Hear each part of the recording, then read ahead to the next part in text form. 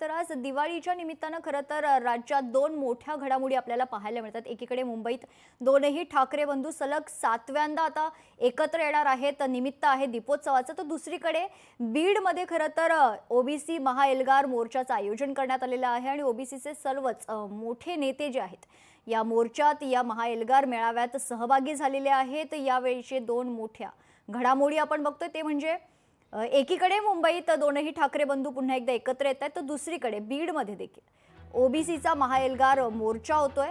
अर्थातच दोन मोठ्या राजकीय घडामोडी दिवाळीच्या तोंडावर आपल्याला पाहायला मिळतात। यावेळी बीडमध्ये ओबीसी समाजाच्या वतीनं मोठे नेते जे आहेत, ओबीसी समाजाच्या ज्या मागण्या आहेत त्या मागण्यासाठी खरं तर त्या मागण्या सरकारपुढे मांडण्यासाठी पुन्हा एकदा एकत्र आलेले आहेत। आणि दुसरीकडे उद्धव ठाकरे आता शिवतीर्थावर दाखल झालेले आहेत।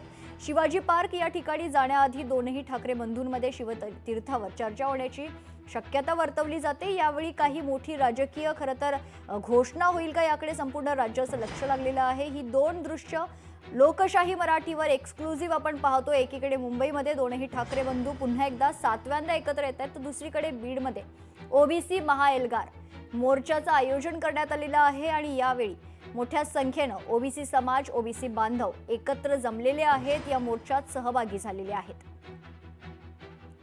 एकीकडे मुंबईत दादरच्या शिवाजी पार्क मैदान परिसरात मनसेतर्फे दरवर्षीप्रमाणे यंदाही दीपोत्सवाचं आयोजन करण्यात आले। विशेष म्हणजे गेल्या वर्षी ज्या राजकीय पक्षाने या दीपोत्सवाची तक्रार निवडणूक आयोगाकडे होती, त्या उद्धव सेनेचे प्रमुख उद्धव ठाकरे यांच्याच हस्ते यंदाच्या दीपोत्सवाचं उद्घाटन करण्यात येणार आहे। मनसेच्या दीपोत्सवाचं हे 13वं वर्ष असून 17 ते 26 ऑक्टोबर दरम्यान यावर्षी तो साजरा करण्यात येणार आहे आणि या निमित्तानं शिवाजी पार्क परिसरात आकर्षक रोषणाई आणि कंदिलांनी सजावट देखील केल्याचे आपल्याला पाहायला मिळते। या दीपोत्सवाचं मुंबईकरांमध्ये विशेषतः तरुण पिढीमध्ये विशेष आकर्षण असतं, तर दुसरीकडे बीडमध्ये ओबीसी मेळाव्याचं आयोजन करण्यात आलेलं आहे। ओबीसींचा एल्गार आपल्याला या ठिकाणी पाहायला मिळते। ओबीसी नेते छगन भुजबळ यांच्यासोबतच सर्व मोठे ओबीसी नेते यावेळी एकाच मंचावर उपस्थित आहे। बीडमध्ये ओबीसींचा महाएल्गार मेळाव्याचं आयोजन करण्यात आले। मेळाव्याला ओबीसी नेते मंडळी उपस्थित आहेत। 2 सप्टेंबर GR रद्द करण्याची मागणी यावेळी करण्यात आलेली आहे आणि त्याच पार्श्वभूमीवर बीडमध्ये आज ओबीसी मेळावा होतोय। दोन महत्त्वाच्या राजकीय घडामोडी आपण पाहतो। एकीकडे मुंबईमध्ये दोनही ठाकरे बंधू एकत्र आलेले आहेत, तर दुसरीकडे बीडमध्ये ओबीसी मेळाव्याचं आयोजन करण्यात आलेलं आहे। बीडमध्ये ओबीसी मेळावा होतोय, या संदर्भात सविस्तर माहिती जाणून घेऊयात। आमचे प्रतिनिधी हरिदास तावरे आपल्यासोबत जोडले जातात। हरिदास, ही जी दृश्य आपण पाहतोय, ओबीसीचे जितकेही राज्यातील सर्वात मोठे नेते आहेत एकाच मंचावर उपस्थित आहेत। 2 सप्टेंबरला जो GR काढण्यात आला त्या GR बद्दलची महत्त्वाची जी मागणी आहे यावेळी करण्यात येणार आहे। हरिदास, नक्कीच सांगायचं झालं तर हा ओबीसीचा मेळावा जो आहे तो या ठिकाणी पार पडतोय। या मेळाव्याला प्रमुख म्हणून छगन भुजबळ जे आहेत ते मार्गदर्शन करणार आहेत, धनंजय मुंडे आहेत, त्याचबरोबर इतर जे ओबीसीचे नेते आहेत हे महत्वाचे नेते या ठिकाणी आले आहेत।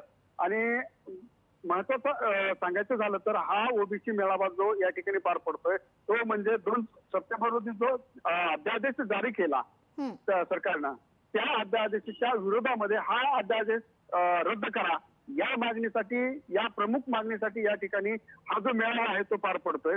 मात्र या एल्गार मेळाव्यामधून मात्र धनंजय मुंडे असतील, छगन भुजबळ असतील, गोपीचंद पडळकर असतील, लक्ष्मण हाके, त्याचबरोबर नवाब वाघमारे व अन्य जी मंडळी आहे हे ओबीसीचे जे नेते आहेत हे मात्र काय बोलणार याकडे मात्र आता सर्वांचं लक्ष लागलं। निश्चित हरिदास, जसं आपण पाहिलं की जी दृश्य आपण लोकशाही मराठीवर प्रेक्षकांना दाखवतोय, मोठ्या संख्येने ओबीसी समाज या मोर्चात सहभागी झालेला आहे।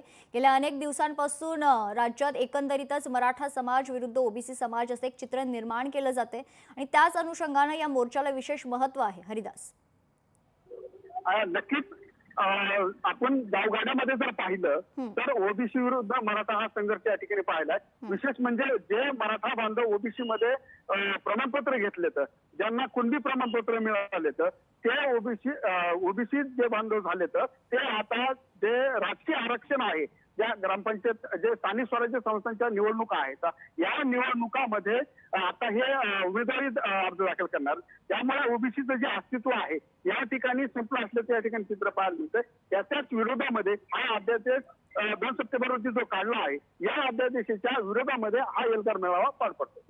निश्चित धन्यवाद हरिदास, आपण दिलेल्या सविस्तर माहितीसाठी. तर बीडमधील ओबीसींचा महाएल्गार मेळावा एकीकडे आपण पाहतोय, तर दुसरीकडे मुंबईत आता उद्धव ठाकरे मनसेच्या दीपोत्सवाचं उद्घाटन करण्यासाठी शिवतीर्थावर दाखल झालेले आहेत, पोहोचलेले आहेत.